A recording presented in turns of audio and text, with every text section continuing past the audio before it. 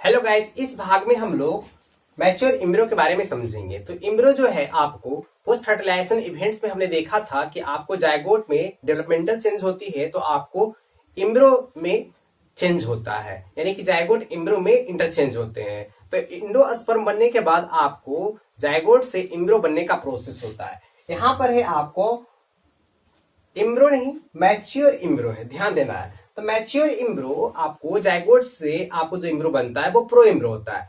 फिर आपको कुछ समय के उपरांत आपको ग्लोबुलर इम्ब्रो बनता है, उसके बाद हार्ट शेप्ड इम्ब्रो बनता है, उसके बाद जा करके आपको मैच्योर इम्ब्रो यानी कि इम्ब्रो में मैच्योरिटी आती है। तो उस समय इम्ब्रो जो है तो देखते हैं, तो उस समय इम्ब्रो में जनरली दो पार्ट आपको होंगे, है ना।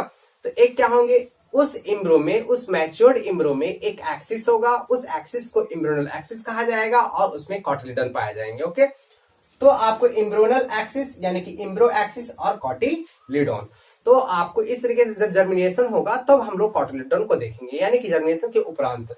तो इम्ब्रोनल एक्सिस और कॉटिलिडन। लेकिन जब जर्मिनेशन नहीं हुआ है तो इस तरीके से मान लो कि कोई सीड है ना, जैसे कि आप ग्राम है तो यहाँ पर मैंने डायग्राम दिया है। तो इस तरीके से जब जर्मिनेट कराया तो मैच्योर इम्ब्रो, तब हम लोग उसको बांटा मैंने। अब यहाँ पर मैंने बांटा तो इम्ब्रोनल जो एक्सिस है, जैसे कि यहाँ पर मैं पिक्टोरियल में दिखाया हुआ हूँ, ये देखिए इस डिपिक्ट्स को, है ना। तो यहाँ पर है, यह जो है आपका कॉटिलिडन है ना, रेड और ब्लैक, ये कॉटिलिडन है, लिखा हुआ मैंने लेबलिंग किया हुआ हूँ। और ये जो इम्ब्रो है, इस ये पूरा हिस्सा में इम्ब्रो है, इम्ब्रो का जो एक्सिस होगा वो क्या कहलाएगा, इम्ब्रोनल एक्सिस।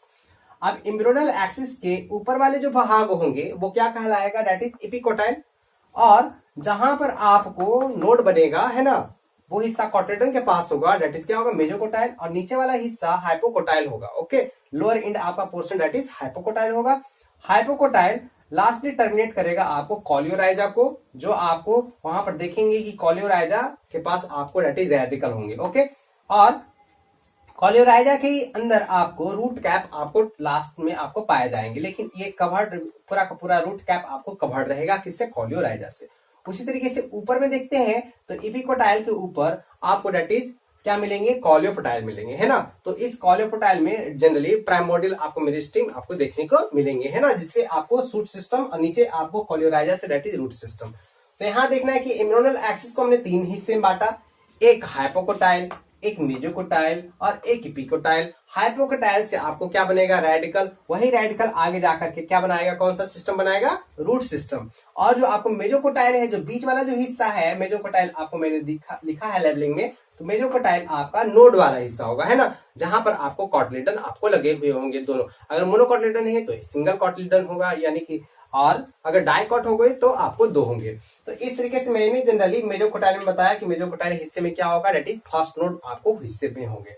अब इपिकोटाइल हिस्से में देखते हैं तो वहां पर क्या होगा, दैट इज प्लीम्यूल होगा, वो आपको शूट सिस्टम को आपको क्या करेंगे, बनाएंगे, है ना। तो इस तरीके से आगे देखना है कॉटिलिडन जो होता है, अगर देखते हैं तो मैच्योर इम्ब्रो के इनसाइड आपको कॉटिलिडन भी होते हैं, जनरेशन के बाद कॉटिलिडन। अगर मान लेते हैं कि वो सीड आपको डाइकॉट हो, मोनोकॉट हो, या तो अनदर आपको वो किसी अनदर प्लांट हो, है ना, तो क्या है कि नंबर ऑफ कॉटिलिडन क्या होंगे, अलग अलग होते हैं। जैसे हम लोग देखते हैं किसी में कॉटिलिडन नंबर 2 होते हैं, यानी कि 2 इन नंबर कॉटिलिडन होते हैं, यानी कि जब कोई भी प्लांट है उसमें पार्टिकुलर नंबर ऑफ कॉटिलिडन 2 है तो वो क्या होगा, डाइकॉट होगा, यानी कि डाइकॉटिलिडनस होगा।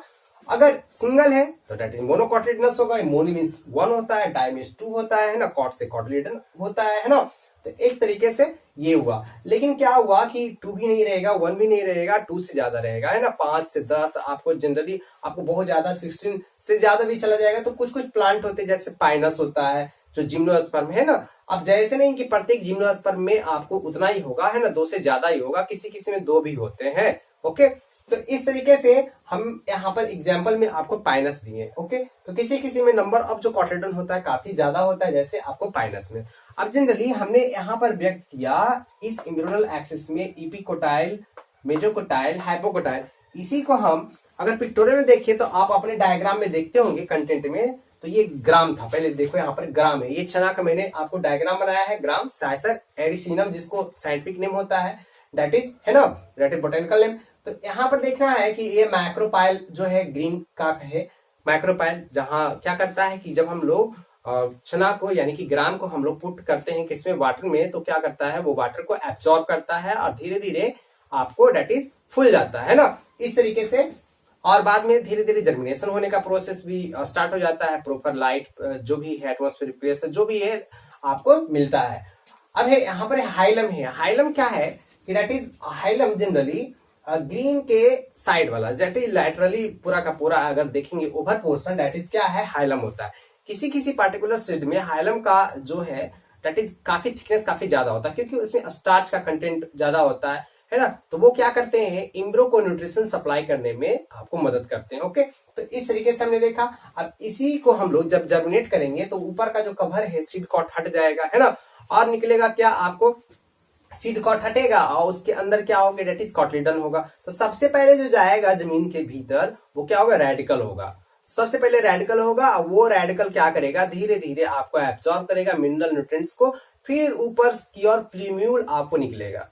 ओके, तो इस तरीके से आपको डेट इज फ्लूम्यूल निकलेगा, तो उसमें आपको डेट इज शूट सिस्टम होगा।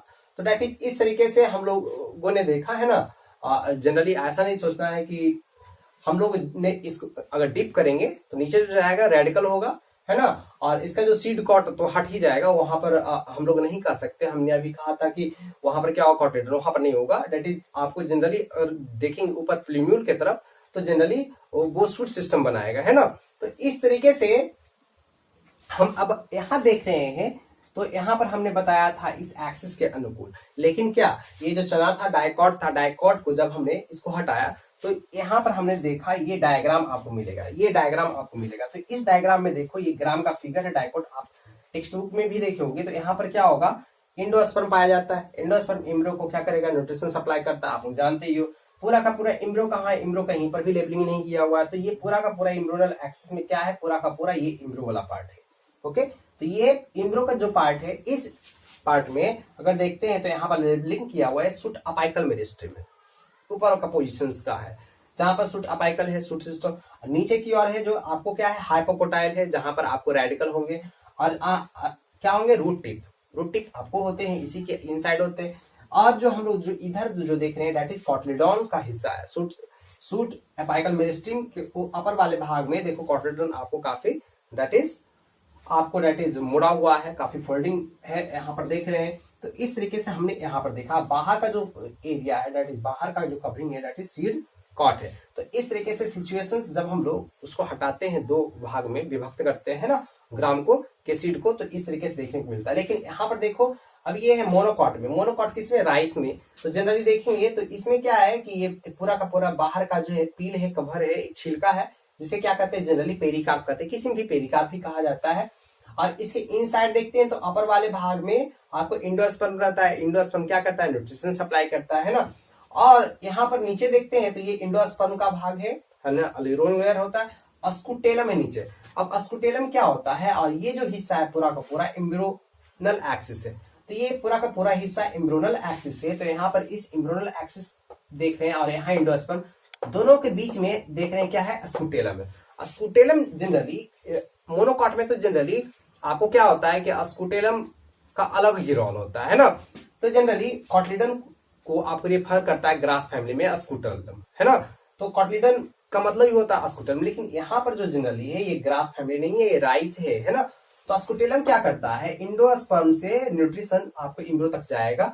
तो आपको डेट इज अस्कुटेलम एक तरीके से मीडिएटर का काम करता है, इसी के थ्रू आपको न्यूट्रिएंट्स का क्या होगा, सप्लाई आपको जो है सप्लाई होगा। इस तरीके से अब देखते हैं ये आपको डेट इज इम्ब्रियोनल एक्सिस है। तो इस इम्ब्रियोनल एक्सिस में देख रहे हैं कि डेट ये शीथ कवरिंग है ना। ये शीथ कवरिंग है, नीचे की ओर है शीथ कवरिंग और ऊपर की ओर भी शीथ कवरिंग है, जो प्लीम्यूल और आपको क्या है रेडिकल, आपको डेट इज पूरी अच्छी तरीके से कवर्ड है। तो रेडिकल देख रहे हैं, रेडिकल का जो कवरिंग पोर्शन है जो डेट इज क्या है, शीथ जो कवरिंग है डेट इज कॉलियोराइजा है, और उसी तरीके से ऊपर है प्लीम्यूल का ऊपर डेट इज कॉलियोटाइल है। तो डेट इज कॉलियोटाइल है और नीचे आपका डेट इज कॉलियोराइजा है।